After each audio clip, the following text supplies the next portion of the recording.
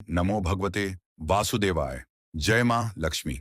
संसार में जब मनुष्य के पुण्यों का क्षय हो जाता है और दरिद्रता उसे चारों ओर से घेर लेती है, तब केवल परमा एकादशी ही एक ऐसा अमोघ अस्त्र है जो दुर्भाग्य के सबसे गहरे अंधकार को भी चीरकर जीवन में सुख और मोक्ष का प्रकाश भर देती है। पुरुषोत्तम मास अधिक मास में आने वाली इस दुर्लभ परमा एकादशी के बारे में कहा जाता है कि यह व्रत स्वयं भगवान विष्णु के हृदय का सबसे प्रिय व्रत है। यूट्यूब और अन्य स्थानों पर आपने कई कथाएं सुनी होंगी, परंतु आज मैं आपको परमा एकादशी की एक ऐसी अनसुनी, अत्यंत भावुक और हृदय को भेद देने वाली कथा सुनाने जा रहा हूं, जो यह सिद्ध करती है कि श्री हरि केवल कर्मकांडों से नहीं, बल्कि आंसुओं से भीगे हुए उस मौन समर्पण से बंधे होते हैं, जहां भक्त अपने भगवान के लिए अपने प्राणों की भी परवाह नहीं करता। सदियों पूर्व चंद्रगिरी पर्वत के पीछे बसे एक अत्यंत निर्जन और सूखाग्रस्त गांव में देवदत्त नाम का एक मूर्तिकार और उसकी धर्मपत्नी अनुसुईया निवास करते थे। देवदत्त लकड़ियों को तराश कर भगवान श्री हरि विष्णु की अत्यंत मनमोहक मूर्तियां बनाता था, लेकिन गांव में अकाल पड़ने के कारण कोई भी उसकी मूर्तियां नहीं खरीदता था।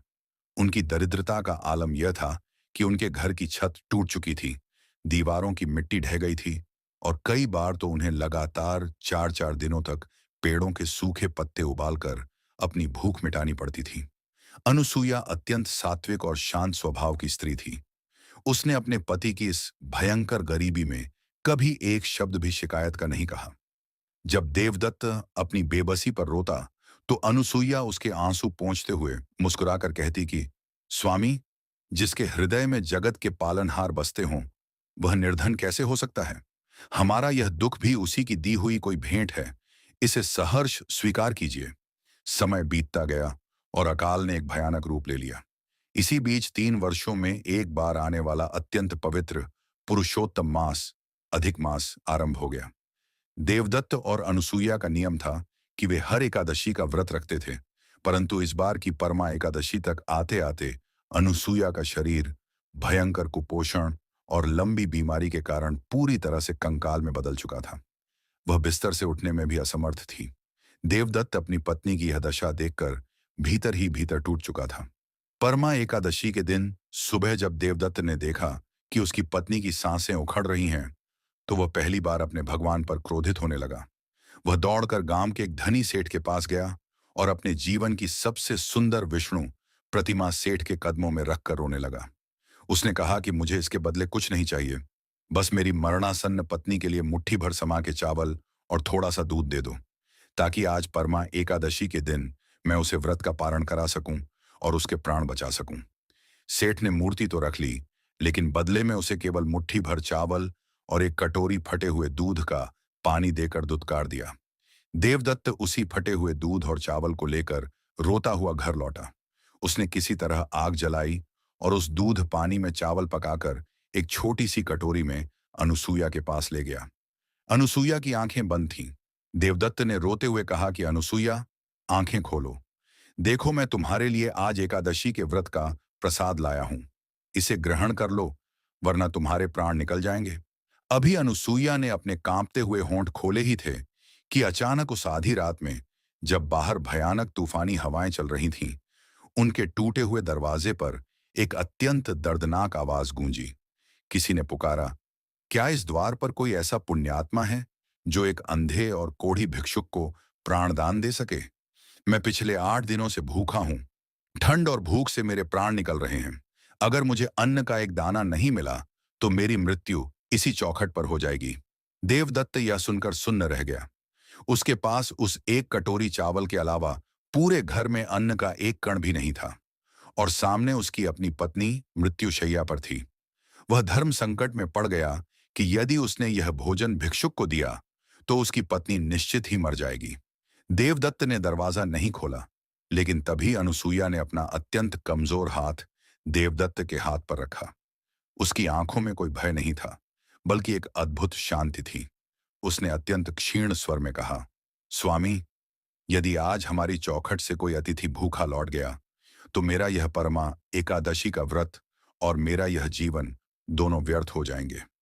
ये शरीर तो वैसे भी नश्वर है, लेकिन किसी भूखे को अन्न देना साक्षात श्री हरि को भोजन कराने के समान है। मेरी यह अंतिम इच्छा मान लीजिए, यह प्रसाद उस भिक्षुक को दे आइए। देवदत्त फूट फूट कर रोने लगा। उसने अपनी पत्नी को गले से लगा लिया, लेकिन वह अनुसूया के उस ईश्वरीय प्रेम और दृढ़ निश्चय के आगे हार गया। देवदत्त ने कांपते हुए हाथों से दरवाजा खोला। बाहर एक अत्यंत वृद्ध, अंधा और कुष्ठ रोग से पीड़ित भिक्षुक ठंड से सिकुड़ रहा था।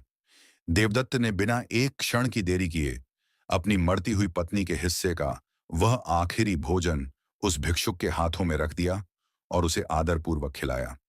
भोजन का अंतिम निवाला गले से उतरते ही उस भिक्षुक ने अत्यंत गहरी सांस ली और कहा, तुम्हारे इस अन्न ने मुझे तृप्त कर दिया पुत्र, तुम्हारा कल्याण हो।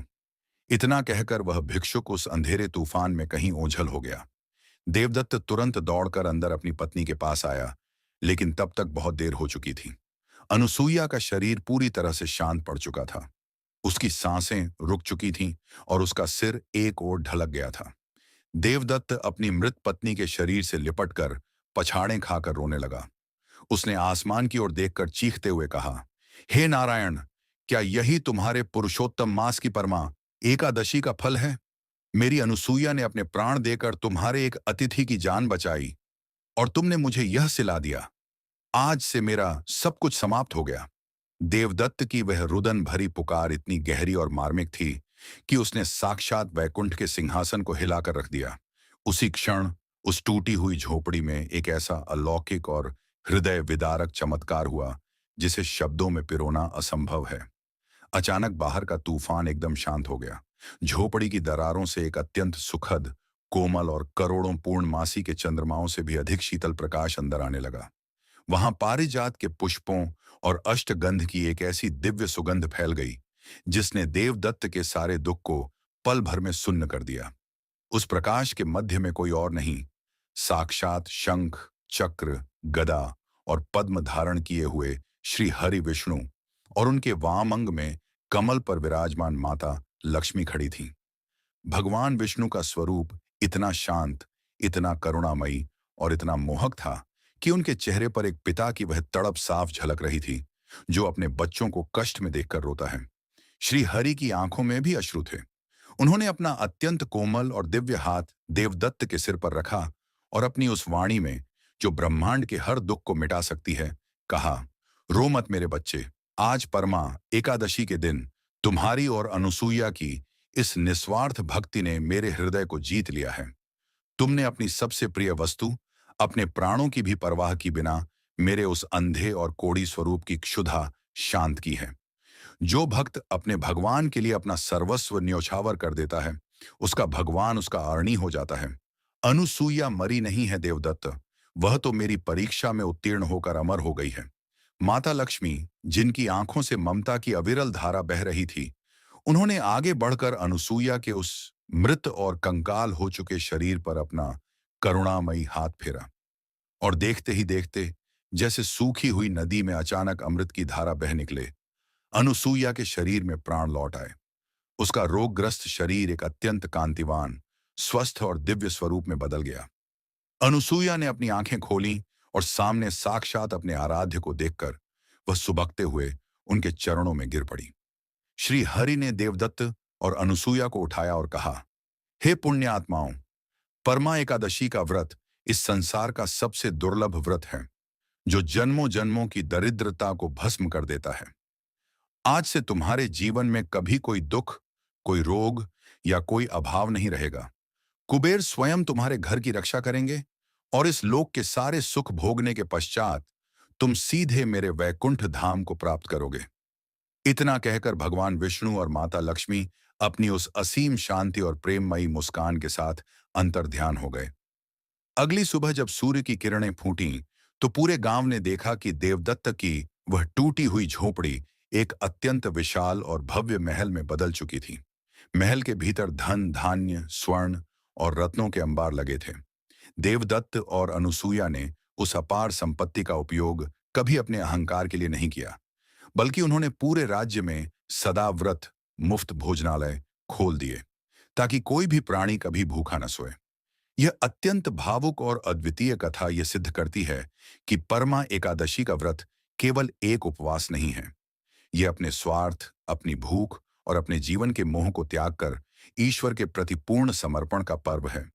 जो भी भक्त पुरुषोत्तम मास की इस परमा एकादशी की कथा को सच्चे मन से, आंसुओं से भीगे हुए हृदय के साथ पढ़ता है या श्रवण करता है, श्री हरि विष्णु और माता लक्ष्मी स्वयं उसके सारे कष्टों को हर लेते हैं और उसे इस संसार के सबसे उत्तम सुखों का अधिकारी बना देते हैं। बोलो श्री लक्ष्मी नारायण भगवान की जय, पुरुषोत्तम भगवान की जय, परमा एकादशी माता की जय।